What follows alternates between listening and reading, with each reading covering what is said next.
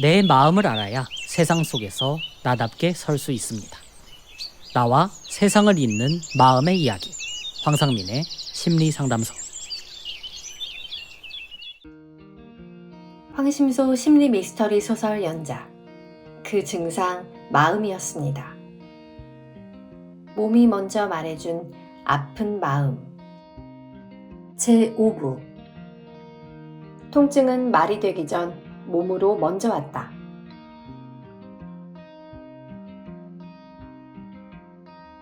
그날 오후, 선미는 커피잔을 옆에 두고 침대에 기대어 누워 있었다. 늘 그렇듯 인스타그램을 켜는 데에는 아무 생각이 없었다.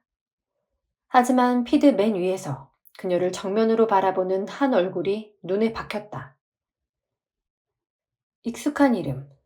한때 함께 웹툰 공모전을 준비하던 지인이었다. 지금은 감성 에세이 작가로 자리 잡았고 팔로워는 3만 명을 넘겼으며 최근에는 첫 책의 출간 소식을 알린 터였다. 곧 첫 책이 출간됩니다. 그 말 위로 그녀의 인터뷰 캡처가 떠올랐다. 나를 힘들게 했던 건 슬픔이 아니라 그 슬픔을 말하지 못하고 혼자 버틴 시간이었어요. 그 마음을 쓰기 시작했을 때 통증은 자연스럽게 사라졌어요. 선미는 그 문장을 보는 순간 마치 가슴 아래를 날카롭게 긁는 듯한 통증이 왼쪽 겨드랑이 안쪽에서 솟구쳤다. 몸이 아니라 마음이 찔린 것 같았다. 아니, 마음의 중심이었던 자리를 누가 멋대로 훔쳐간 것 같았다. 슬픔을 말했더니 통증이 사라졌다고? 지금 나한테는 말할 슬픔도 말할 힘도 사라질 통증도 남아있지 않은데. 선미는 휴대폰을 천천히 내려놓았다. 그리고 허벅지를 슬쩍 눌러보았다. 여전히 묵직했다. 자신이 쓴 글 하나도 말 한마디도 올리지 못한 채 이렇게 아프기만 한 시간들. 창밖은 흐렸고 방은 조용했다. 그녀는 벽을 향해 천천히 몸을 돌렸다. 어느 순간 눈물이 났다. 울컥한 게 아니라 그 문장 하나가 내가 지금까지 얼마나 실패한 사람인가를 또박또박 마치 누군가 큰 소리로 읽어준 것 같았다. 그 애는 자기 아픔을 예쁘게 포장해내고 그걸 책으로도 내고 사람들한테 공감도 받았는데 난 지금 뭐 하고 있는 거지? 난 아무것도 못해. 아픈 이유는 있는데 말할 수도 없고, 이야기는 많은데 표현은 무섭고. 그녀는 배를 감싸안고 웅크렸다. 조금 전까지 희미했던 허벅지 안쪽이 지금은 사방에서 짜릿하게 밀려왔다. 심장은 가라앉았고 입안은 바싹 말라 있었다. 그녀는 작게 중얼거렸다. 부러워서 아픈 게 아니야. 아니, 그럴 수도 있지. 하지만 그보다 더 아픈 건 그 애가 말한 그 문장. 혼자 버틴 시간이 문제였고 마음을 쓰니 낫더라. 그걸 내가 말했어야 했는데. 그게 내 이야기였어야 했는데. 그녀는 자신의 아픔이 다른 사람에게 말끔히 포장되어 성공의 언어로 떠들고 있다는 사실이 무서웠다. 그것이 질투인지 분노인지 아니면 자기 혐오인지조차 분간이 가지 않았다. 그녀는 깨달았다. 지금 느끼고 있는 이 통증은 그 문장 때문이 아니라 그 문장을 나는 여전히 말할 수 없고 말해도 아무도 듣지 않을 거라는 믿음 때문이라는 걸. 그녀는 작게 숨을 들이쉬고 다짐하듯 생각했다. 이건 질투가 아니야. 이건 실패감이야. 내가 나를 잃어버린 시간에 대한 분노. 그리고 아직도 내가 살아있다는 걸 표현하지 못하고 있는 것에 대한 두려움. 그날 밤, 그녀는 아무것도 하지 않았다. 하지만 몸은 계속 말했다. 겨드랑이는 뜨겁게 부풀었고 허벅지는 눌릴수록 단단해졌다. 아무 말도 하지 않은 대가였다. 그녀는 다이어리를 펼쳐 단 하나의 문장을 적었다. 나는 지금도 말하지 않고 있다. 그게 내 몸이 아픈 이유다. 그날 밤, 선미는 다시 유튜브 채널에 들어갔다.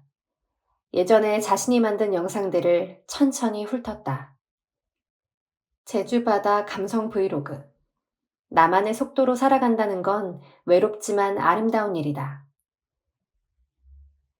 그땐 진심이었다고 믿었다. 하지만 지금 보니 그것은 괜찮은 사람처럼 보이려는 영상이었다. 부드러운 배경음악, 따뜻한 필터, 미소 짓는 얼굴. 하지만 정작 그녀는 그 영상 어디에도 없었다. 나는 그 안에서 진짜 아무 말도 하지 않고 있었구나. 선미는 노트북을 덮고 자리에서 일어났다. 방 한쪽에 놓인 생각대를 꺼내고 휴대폰을 거치했다. 거실 불을 끄고 스탠드 하나만 켜둔 채 조용히 앉았다. 손이 조금 떨렸다. 카메라를 켜고 아무런 대본 없이 입을 열었다. 오늘 누군가의 글을 읽고 많이 아팠어요. 부러웠고, 서러웠고, 제 자신이 한심하게 느껴졌어요. 그런데 이제는 그런 감정조차도 말해보고 싶었어요. 그녀는 울먹이지도 않았고 화장도 하지 않았다. 목소리는 조금 잠겨 있었지만 그 속에는 묘한 생생함이 있었다. 살아있다는 느낌, 진짜 자기를 말하고 있다는 감각. 촬영을 마친 후 선미는 편집도 하지 않은 영상을 업로드했다. 조회수는 3, 좋아요는 0, 댓글은 없었다. 그런데 이상하게 그날 밤은 약도 백신도 더 이상 함께하지 않았지만 통증이 조금 덜했다. 그날 밤, 선미는 5번째로 영상을 반복해서 보다가 그제야 손을 놓았다. 제주에서 혼자 촬영했던 영상이었다. 파일 이름은 파이널 라스트. 편집 로그에는 자신이 삭제한 문장들이 조용히 남아 있었다.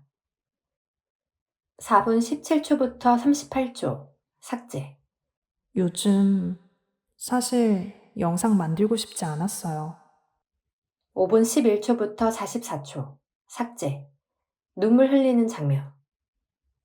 6분 3초부터 15초, 삭제. 누가 날 봐주지 않으면 나는 그냥 없어져요.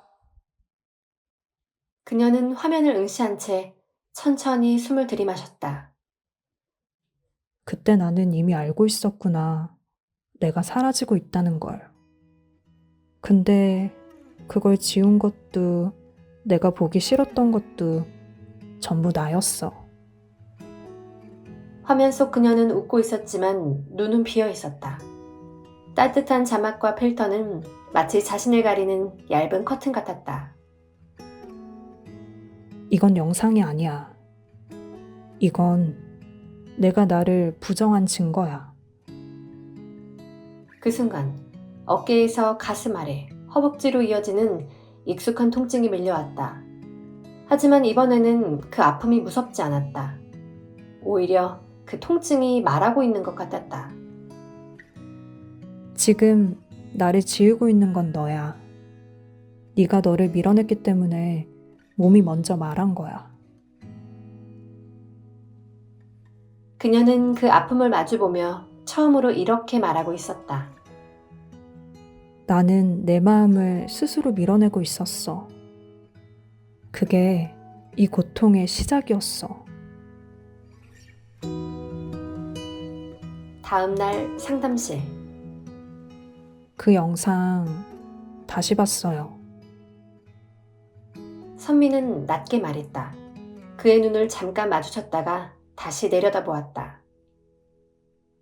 그 안엔 제가 없었어요. 그냥 괜찮은 사람처럼 보이려고 애쓴 저만 있었어요. 감정은 안 된다고 생각했고, 실패하면 끝이라고 믿었어요. 부끄러우면 감춰야 했고요. 그녀는 조용히 말했다. 근데 그렇게 사는 게 제 마음을 제 스스로 부정하는 일이었더라고요. 저조차 저를 믿지 못했어요. 그래서 감정도, 실수도, 흔들리는 나도 다 잘라냈어요. 그녀는 한 박자 숨을 고르더니 이어 말했다. 그게 통증이 된 거예요. 제 몸이 저한테 말한 거예요. 지금 넌 너를 밀어내고 있어. 라고. 그 말 진짜 맞는 것 같아요. 몸이 아픈 건 제가 뭔가를 잘못해서가 아니라 제가 제 마음을 계속 무시하고 도망치고 밀어냈기 때문이에요. 며칠 뒤, 선미는 밤늦게 작업실에 불을 켰다. 침대 옆 조명만 켜놓고 카메라를 마주보며 앉았다. 그날은 무언가를 보여주려는 영상이 아니었다. 설명하려는 것도 아니었다. 그녀는 조용히 음악을 켰다. 박자감도 없는 로우 템포 재즈. 조명이 흔들리는 방 안에서 그녀는 한동안 아무 말 없이 음악을 듣고 있었다. 그리고 그녀는 몸을 일으켰다. 카메라 프레임 한가운데 선미는 말없이 팔을 들었다가 내렸다. 마치 팔꿈치부터 어깨까지 어딘가가 무거운 것처럼. 그러다가 고개를 돌리고 등을 휘었다. 무대에서 추는 춤은 아니었지만 몸 전체가 말하고 있는 것 같았다. 그녀는 춤을 추지 않았다. 하지만 손가락이, 어깨가, 다리가 서툰 감정의 언어처럼 움직였다. 음악이 흐르는데 그녀는 말을 하지 않고 그저 자기 몸을 조심스럽게 움직였다. 가끔 주저앉았다가 한 박자 쉬며 숨을 들이쉬었다. 카메라는 흔들리지 않았고 조명도 바뀌지 않았고 음성 설명도 없었다. 하지만 그 영상 속엔 이전 브이로그에 없던 것들이 있었다. 정리된 말 대신 흐트러진 숨이 있었다. 예쁜 프레임 대신 삐뚤어진 자세와 무방비한 얼굴. 자막은 없었고 리액션도 없었다. 다 끝났을 때 그녀는 숨을 헐떡이며 카메라를 향해 웃었다. 그리고 말했다. 오늘은 말을 안 해보려고 했어요. 말하면 또 뭔가 잘해야 할 것 같아서요. 근데 몸은 그냥 움직이더라고요.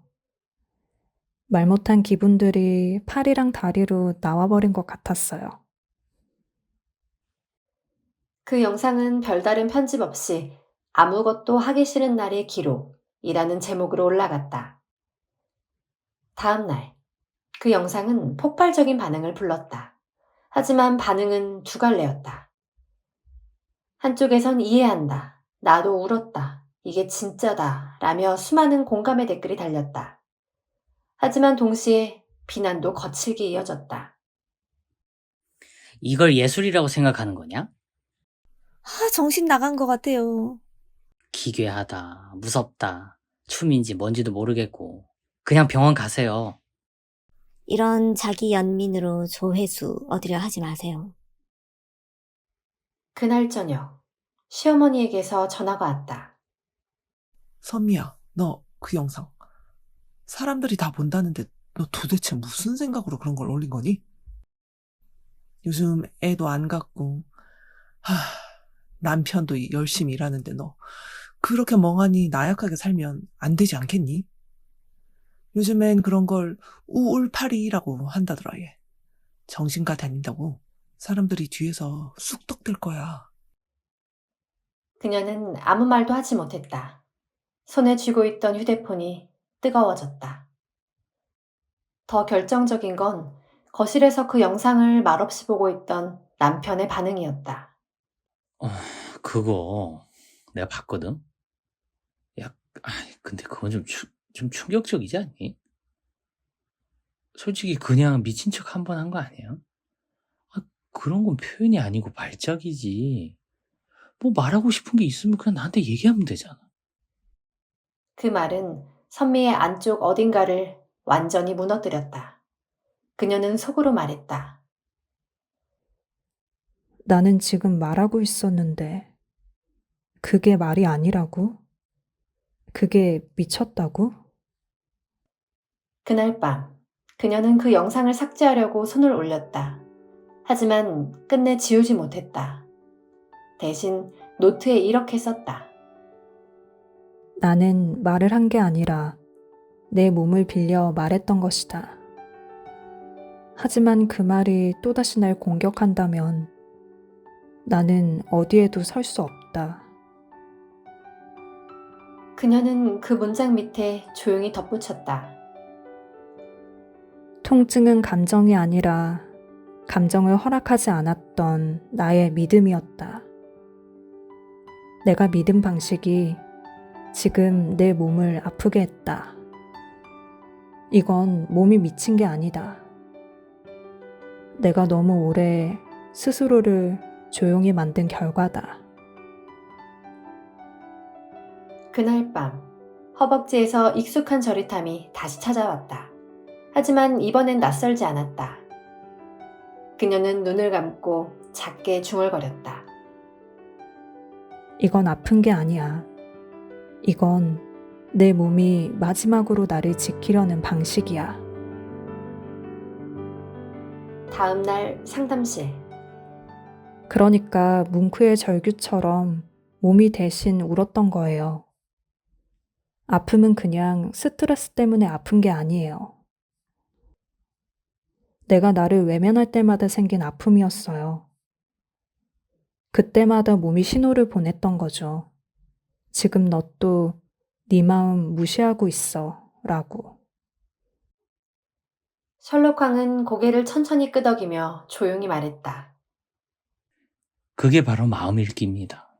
선미 씨의 고통은 단지 증상이 아니라 삶을 설명하던 믿음이 더 이상 설명되지 않을 때 몸이 대신 보내온 메시지였어요. 그는 말을 멈추고 그녀의 눈을 바라보았다.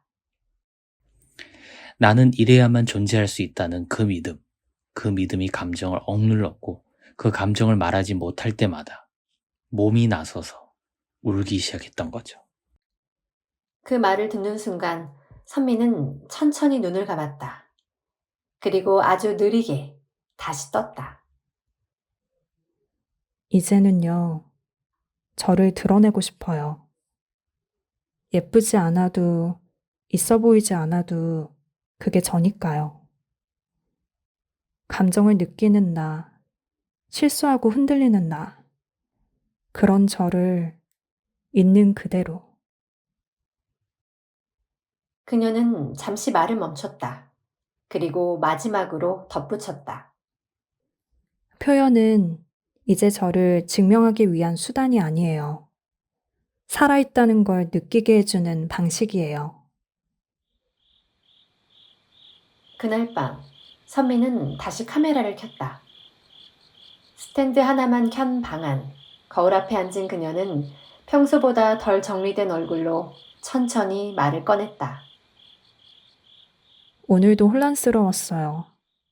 뭔가 성과도 없고 하루가 허무했는데, 그래도 오늘 하루가 중요했어요. 저한테는 오늘 제가 저랑 같이 있었거든요. 그 영상은 나의 하루 있는 그대로 라는 제목으로 저장되었다.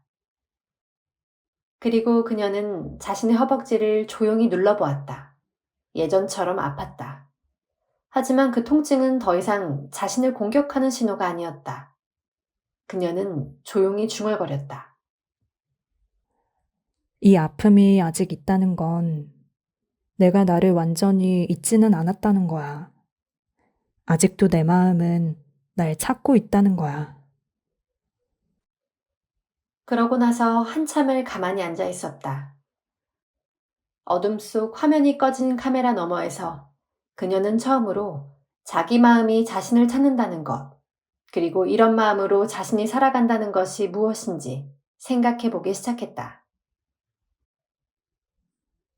지금까지의 나는 누구처럼 살아가고 싶었어. 잘난 사람처럼, 성공한 사람처럼, 자신의 감정을 느끼기보다 모두가 원하는 어떤 것을 위해 살아가는 사람처럼. 하지만 그건 내가 나를 모른 채 만들어낸 인형 같았어. 그리고 그 인형은 계속 자기 몸을 통해 절규하듯 아프다고 이야기했고, 나조차도 그 아픔에 귀를 기울이지 않았어.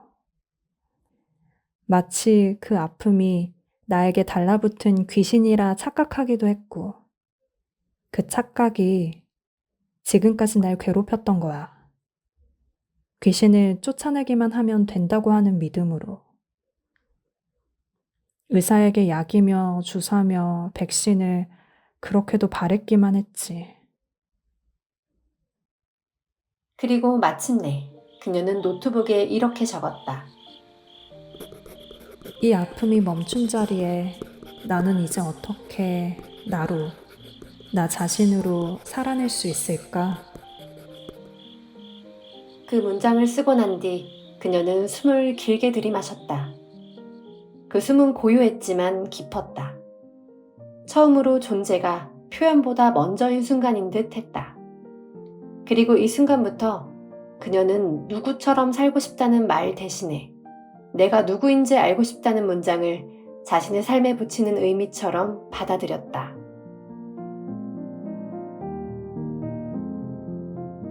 토요일 오후, 선미는 대학 시절 친구 수진을 오랜만에 만났다. 약속 장소는 잠실의 프랜차이즈 카페. 안은 북적였고 수진은 이미 창가 자리에 앉아 있었다. 손거울을 보며 립스틱을 바르던 그녀는 선미를 보자마자 익숙한 말투로 말했다. 야, 오랜만이다. 얼굴살 왜 이렇게 빠졌어? 선미는 억지로 입꼬리를 올렸다. 그냥 요즘 잠을 좀 못 자서. 의자에 몸을 기댄 순간 왼쪽 골반 아래가 찌릿하게 반응했다. 순간 표정이 일그러졌지만 가방을 정리하며 감췄다. 요즘 유튜브 계속 하긴 해? 가끔. 근데 왜 요즘 브이로그만 해? 네가 하던 웹툰은? 그건 감정이 잘 안 떠올라서. 수지는 고개를 갸웃하며 커피를 저었다. 너 원래 감정 풍부했잖아. 예전엔 막 울고 웃고 되게 솔직했는데 요즘 보면 약간 기계처럼 차분해. 그 말은 무심했지만 선미에게는 가슴을 누르는 한마디였다. 기계처럼. 그 단어는 낯설지 않았다. 예전에 남편이 말했던 바로 그 말. 요즘 넌 영상 속에서도 너 자신이 안 보여. 그냥 로봇 같아. 선미는 그때도 웃으며 넘겼었다. 내가 감정을 잘 관리해서 그래. 하지만 지금은 달랐다. 수진의 말은 정조준된 듯 가슴 안쪽을 찔렀다. 그 순간 왼쪽 겨드랑이에서 찌르듯 익숙한 통증이 올라왔다. 속옷끈이 눌려 생긴 자극이 아니라 몸속 깊은 곳에서 무언가 존재를 확인해달라고 소리치는 듯 했다.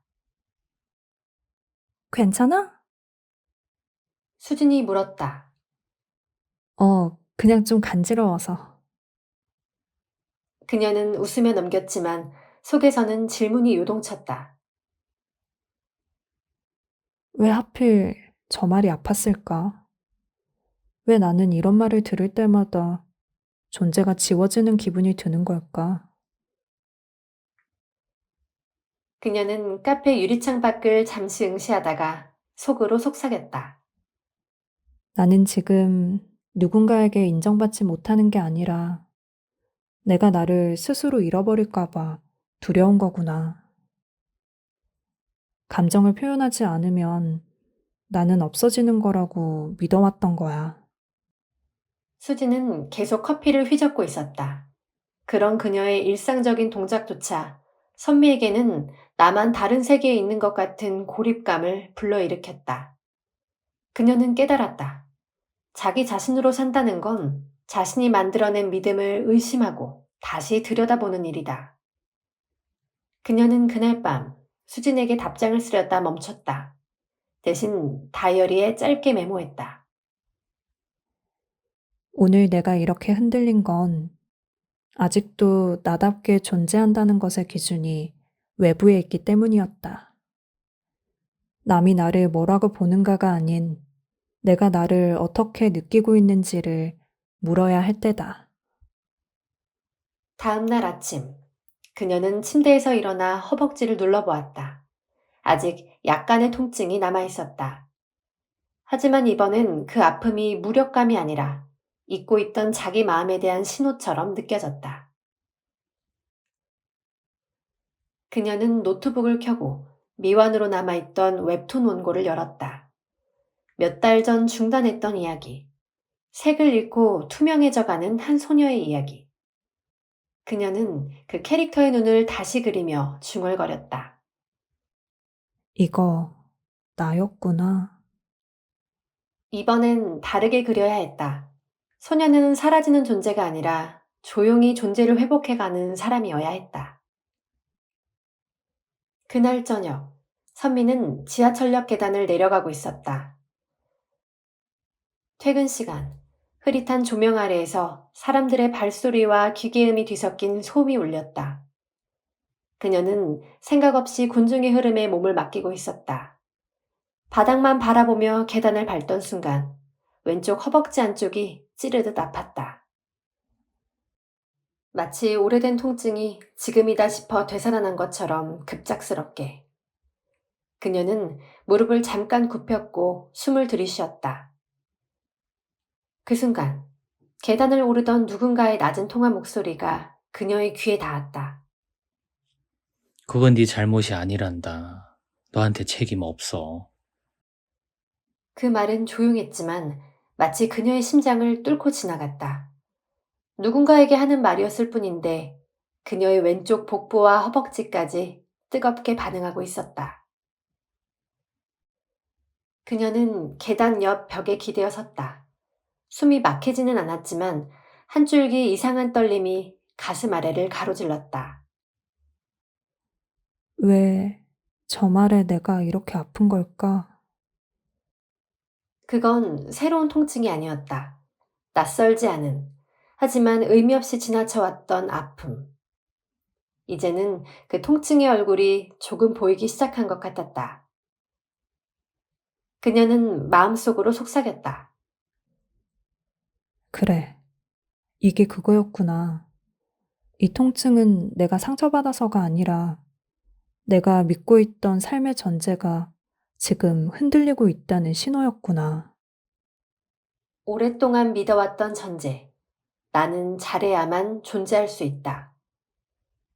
그 믿음을 누군가 무너뜨리는 말을 했을 때 몸은 아프다고 반응했다. 그녀의 믿음은 안전망이 아니라 감옥이었고, 이제 막 그 문이 조금 열렸을 뿐이었다. 그날 밤, 선미는 다이어리를 꺼냈다. 사건을 기록하듯 그날의 통증과 그 문장을 조용히 적었다. 지하철 계단에서 그건 네 잘못이 아니야 라는 말을 듣자 허벅지가 찌릿했다. 나는 너무 오랫동안 나를 잘못된 존재라고 믿어왔다. 그래서 누군가 괜찮다고 말했을 때 내 믿음이 그 말을 공격하려 했고 몸은 대신 반응했다. 그녀는 다이어리를 덮고 조용히 앉아 있었다. 아무 일도 없었던 듯 보이는 그 계단 아래에서 선미는 또 한 번 물었다. 나는 지금 누구의 인식 속에서 살아가고 있는 걸까? 다음날 선미는 카페에서 우연히 마주친 대학 후배와 앉아 있었다. 사실 만나고 싶지 않은 사람이었다. 후배는 지금 선미가 원했으나 닿지 못했던 커리어의 정점에 있었다. 그녀는 요즘 출간한 책으로 강연도 다니고 SNS에는 팬들과의 DM, 협업 일정, 방송 출연 후기 같은 포스트로 가득했다. 후배는 환하게 웃으며 말했다. 선배, 요즘도 영상 만들어요? 요즘은 확실히 감성 콘텐츠가 뜨는 것 같던데. 그냥 좀 더 꾸미고 정리하고 사람들이 감당할 수 있는 느낌으로요. 너무 솔직하면 다들 피곤해 하잖아요. 그 말에 선미는 조용히 웃었다. 예의 바른 미소로 고개를 끄덕였지만 속에서는 차갑고 묵직한 감정이 조용히 밀려오고 있었다. 감정을 정리해서 보여줘야 한다. 피곤하지 않게. 있어 보이는 방식으로. 가능한 괜찮고 위로하며 공감하는 톤으로. 그건 예전의 자신이 철저히 따르던 방식이었다. 그리고 지금 그녀는 그 방식이 자신을 부정하고 통증을 만들었다는 사실을 깨달은 지 얼마 되지 않았다. 그렇게 하면 나는 완전히 무너졌는데. 어떻게 저 사람은 이렇게 단정하고 당당하게 서 있을 수 있지?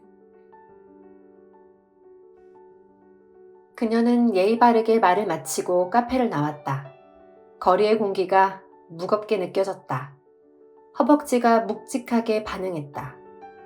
그러나 이번에는 그 통증이 벌처럼 느껴지지 않았다. 넌 누구니? 넌 어떤 삶을 살고 싶니? 네가 네 일에 부여하는 의미는 뭐니? 통증은 조용히, 그러나 뚜렷하게 묻고 있었다. 그녀는 잠시 걸음을 멈추고 무릎 위에 손을 올렸다. 그 말에 대답하듯 조용히 속으로 중얼거렸다. 그래. 이젠 그 통증이 무섭지 않아. 그건 내가 아직도 나를 지우지 않았다는 증거니까. 그리고 한 걸음 내딛었다. 그녀는 이제 더 이상 누구처럼 살고 싶지 않았다. 대신 나는 누구인지 알고 싶다. 그 말이 그녀의 발끝을 지탱해주고 있었다.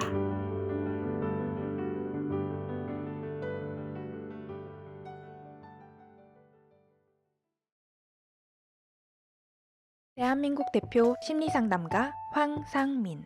누구나 쉽게 자신의 마음 정신 건강을 확인할 수 있도록 직접 대면하지 않아도 언제 어디서든 인생 상담을 받을 수 있게 온라인 상담을 진행하고 단순히 들어주는 상담에서 그치는 것이 아니라 고민의 근본적인 원인을 파악하여 내담자가 원하는 삶을 향해 나아갈 수 있도록 내면의 힘을 키울 수 있는 해결책을 제시합니다. 마음 정신 건강 조치의 황상민 박사님께 온 오프라인 심리 상담을 받아보세요.